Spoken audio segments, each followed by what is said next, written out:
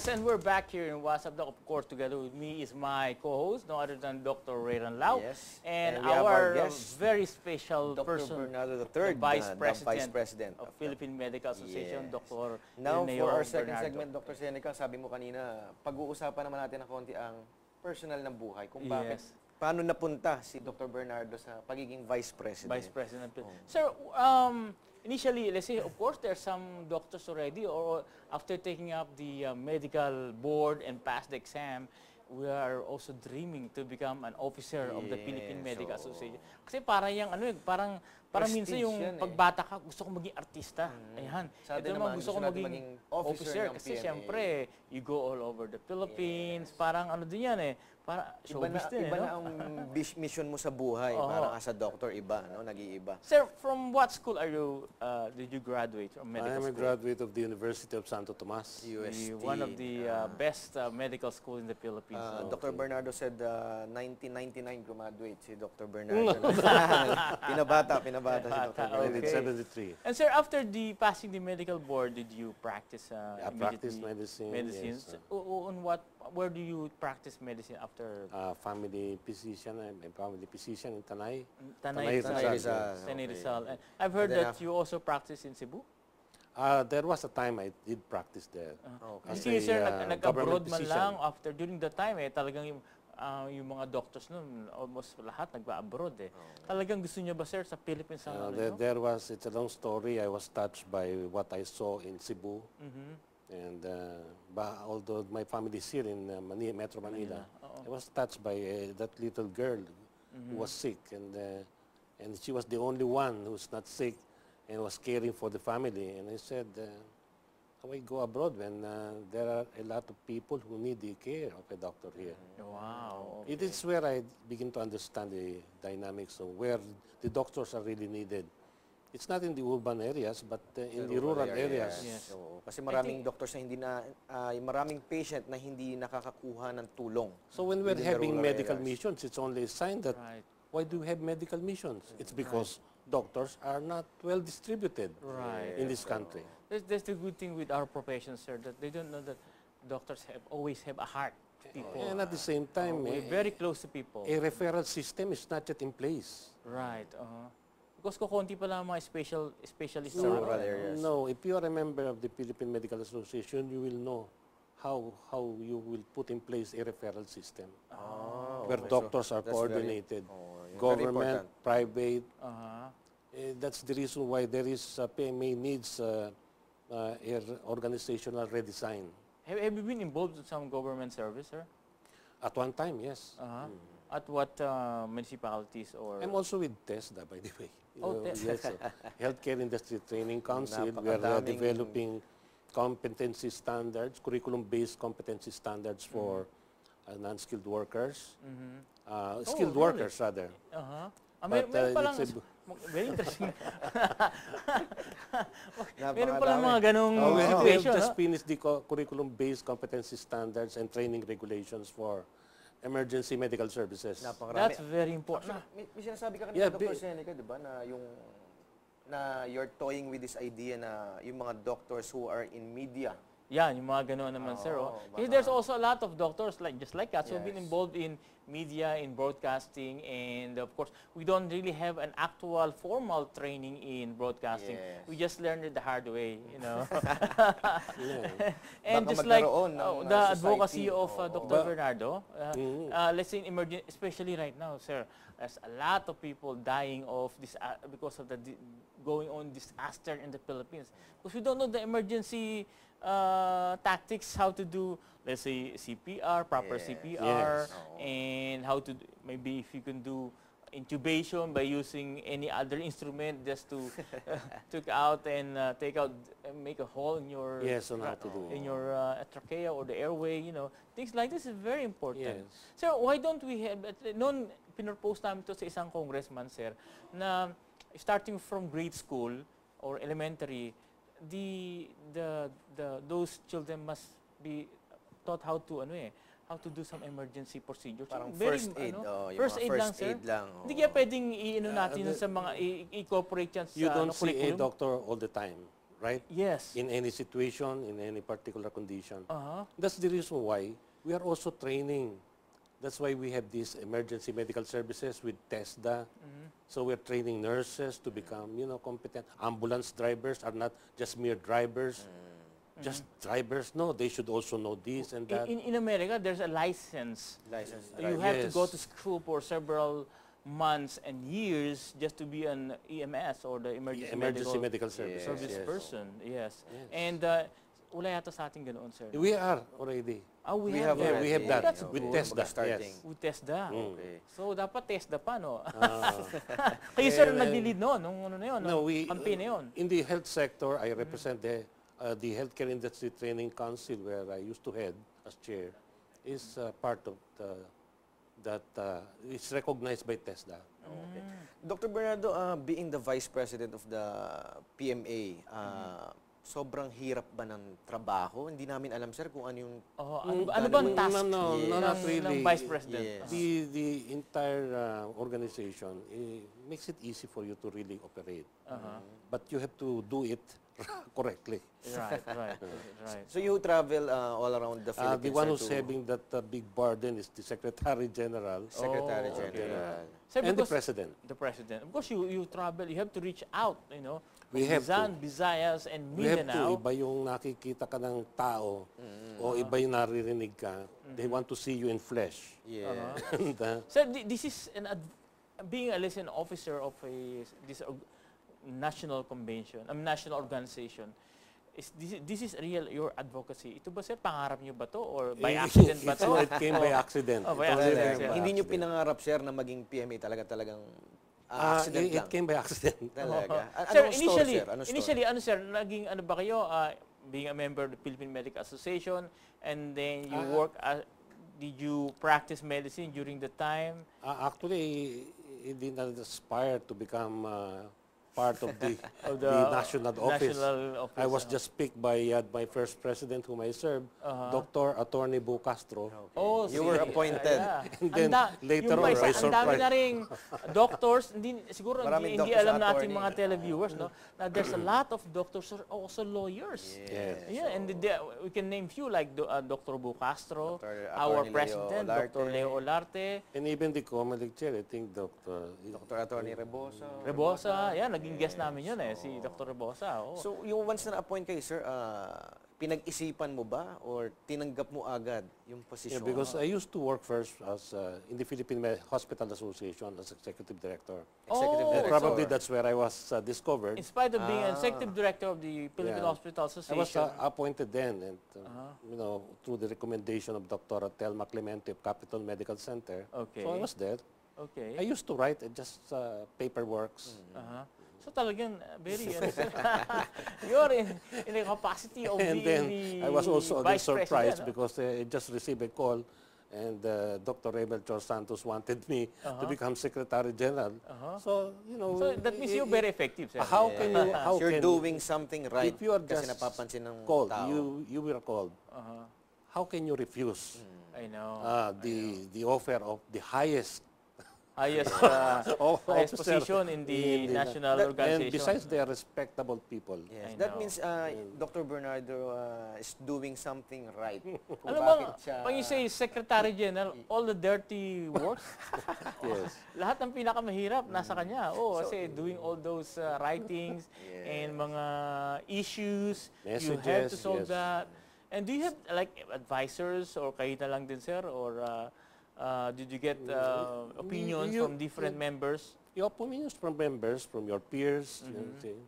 So You cannot came, do it alone. you came from the Rizal, your component society is Rizal Eastern Rizal Medical Society. Medical Society, and you become the president of that particular component society. Yes. Okay. About three years, I think. Paano ka ba, sir, for example, kami mga member ng PMA, kunyari, aspiring officer kami in the future. Kailangan pala muna maging component society.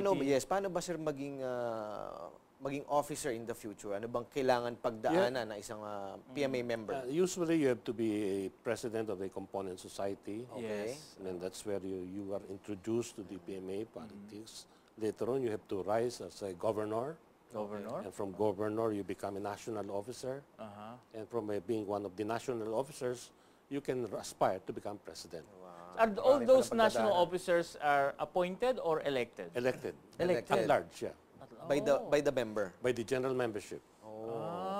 Okay. With the general, so that means that these 32,000 active members of the Philippine Medical Association nagbuboboto. elect, may mga... Yeah, hopefully they could, all of them can vote, no? But sad to say that only a few portion of part of that 32,000 can vote during election day. Paano ba sir mag-vote? Kahit nasa province, nasa rural mga There is a doctors? design precinct where they can vote. Right, Oh, so Especially parang in the respective election governments. talaga. Yes, yes. Okay.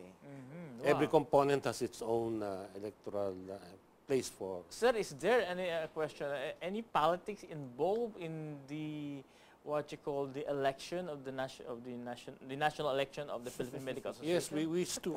Kayo ba sir, may mga ano ba kayo, yung kaparas ng mga let's say sa government, may mga tarpaulin na nakalagay sa mga... That's prohibited. Graffiti. So you're not allowed to do like direct campaign. We have also a Dr. Attorney Macalino, COMELEC Chairman, Dr. Macalino. Dr. Is Macalino. very strict.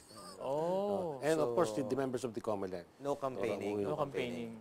It's just performance. Not promoting. It's unethical, you know. Yes, that's true. And we would like to minimize too much politics in PMA. Yes. Because all of them are just as competent and qualified as...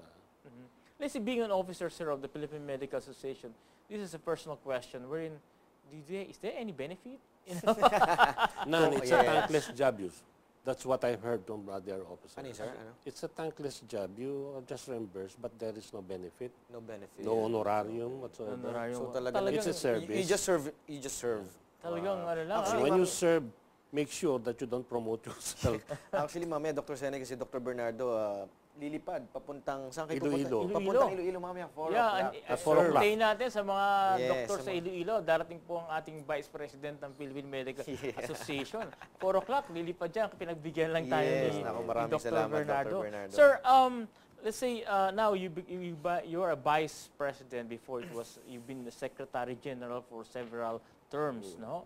And you only become an officer or a Vice President or in certain position for 1 year. Is it enough?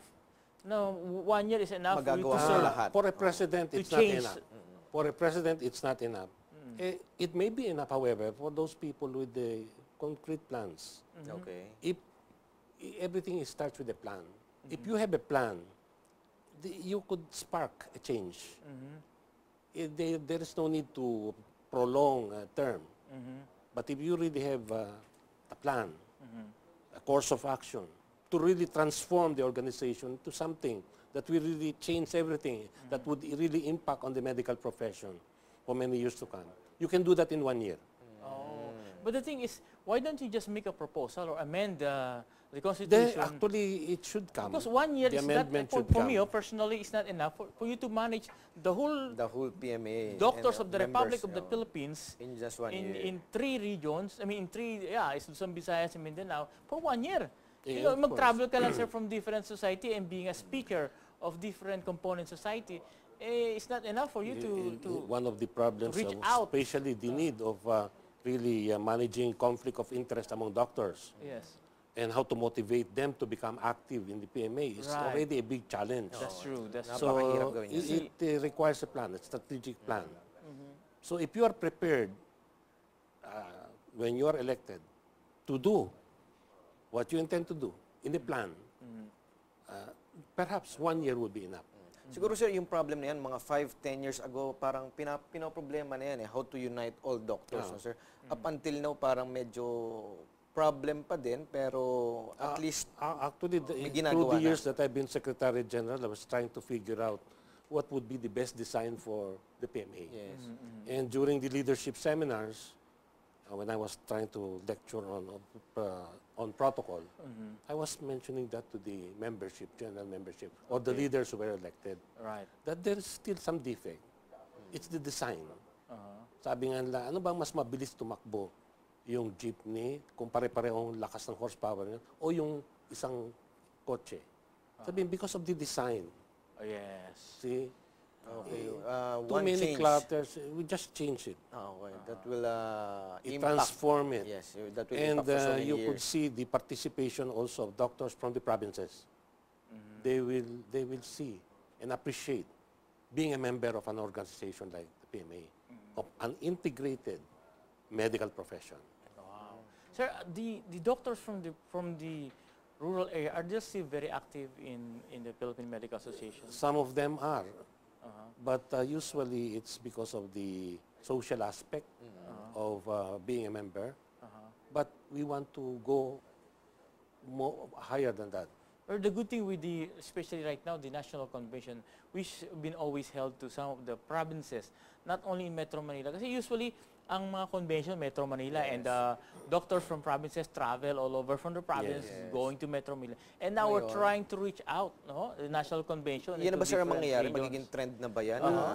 From I think it's much vegan better. or Ilocos, after that, lalabas na naman outside Metro people Manila. begin to question, why is it always here? Yes. Because there are people in the north or in the south That's true. who would like to participate, and yet because it's too far, They cannot come. Paano pinipili sir yung place?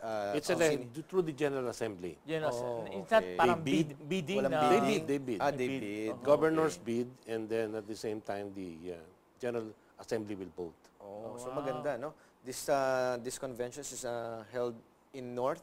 Vegan. Siguro. So For very the nice first place. time. Yes. Siguro sa susunod, And it's baka south also, naman. there is less civil strife there. Right. Tsaka, the good thing is that, let's say, just like us, we have a reason to travel going north. Yeah, it's beautiful. To attain a national convention like the Philippine Medical Association.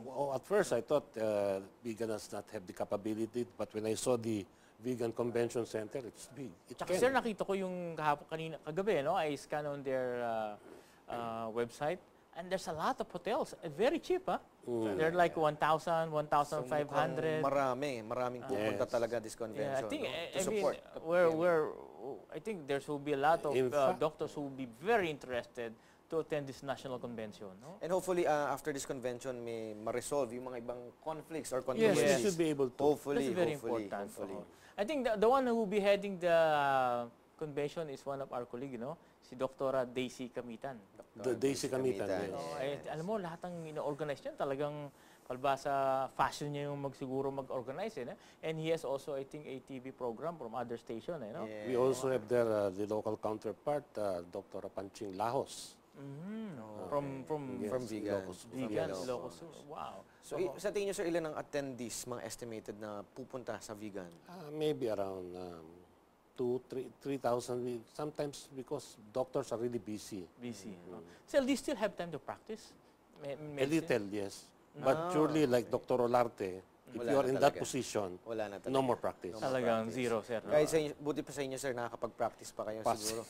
Paminsan, Once Si a week, Dr. twice a week. Ang kay Dr. Latter, he's practicing lawyer and he's a practicing medical doctor. Pero mas nagko-concentrate yata si Dr. Olarte sa pagiging sa legal aspect, right? Actually, even legal, it does Wala not na have talaga. anymore. So, administrative na talaga siya sa... Sabi nga niya, kailangan talaga pala full-time. Full time, no? Talagang So, I mean, dedicated. of course, you know, as an officer, do you have like salaries here or None. Wala talaga, sir. None. There is a budget. Okay. Well, you have to live within that budget. Okay. Because It's you, of just a course, you have to reimbursement. travel all over the country. Yes. Just That's like where now. you get your travel, your gasoline May alat expense. lang na pera. Yes. Pag sumobra dun, sir, You shoulder. shoulder Out of na. pocket. budgeted.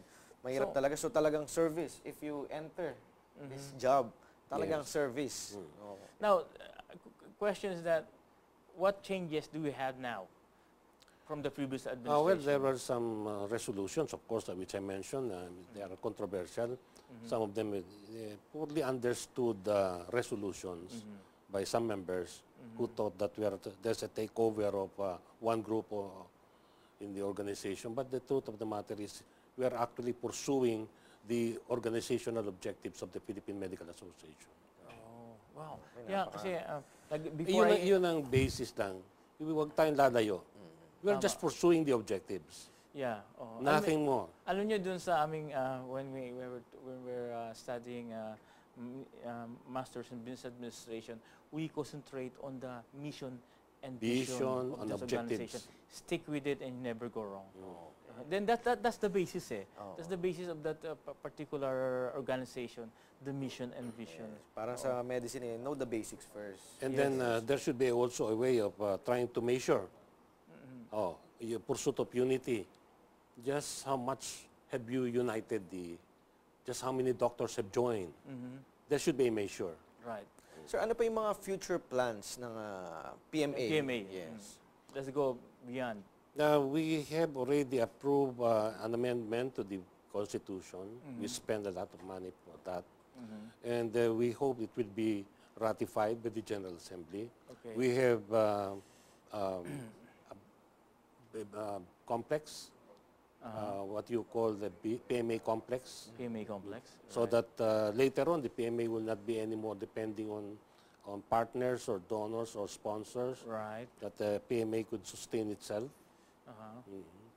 Oh, okay. Wow. Thank you very much, sir. And maubos nating we know oras. that there will be, we can be your guest in your association, I mean the Philippine Medical Association. And hopefully as Vice President. There's no way but up. But up. And hopefully, sir, don't forget us. Well, with Dr. Bernardo is what I can say, talagang galing siya from the bottom. Yes, and now the Vice he's on the President top, of the see, prestigious Philippine Medical Association. where we belong. Where we belong. Okay, before anything else, I would like to greet my co-host. Yes, happy birthday. Siguro lagyan natin ng konting happy birthday music. I'd just like to greet Dr. Ray-RAN Lau. Yes, happy birthday. Thank you, sir. Thank you for sir.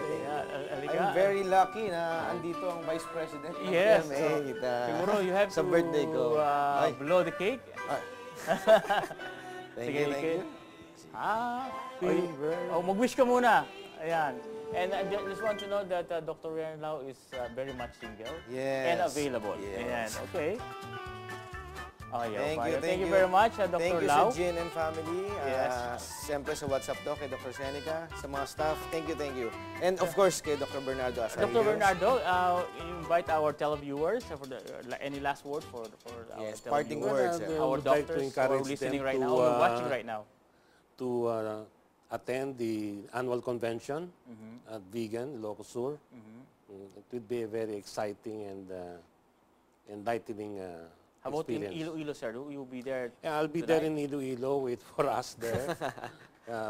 I will be with the other national officers, Dr. Olarte, Dr. Marde Martinez, Dr. Benny Atienza. And, Sana hindi kayo yours mga truly. traffic, sir, no? At 4 o'clock ng flight Sir, ng from Dr. here to the airport, Bernardo. madali lang yan. Oh. Yes, and Dr. Lau? Yes, you could see me in all branches of Johnson Cosmetic Surgery.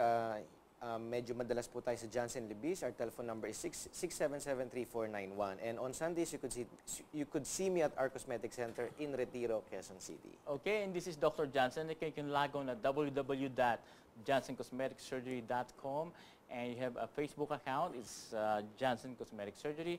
And we just like to say hi to all my classmates in Masters in Business Administration of the Perpetual Help of Binyan, and where we're doing our master's degree.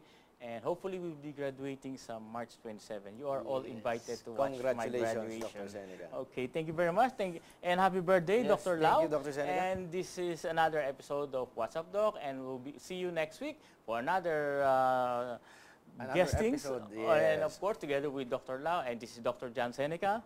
For What's Up, Doc?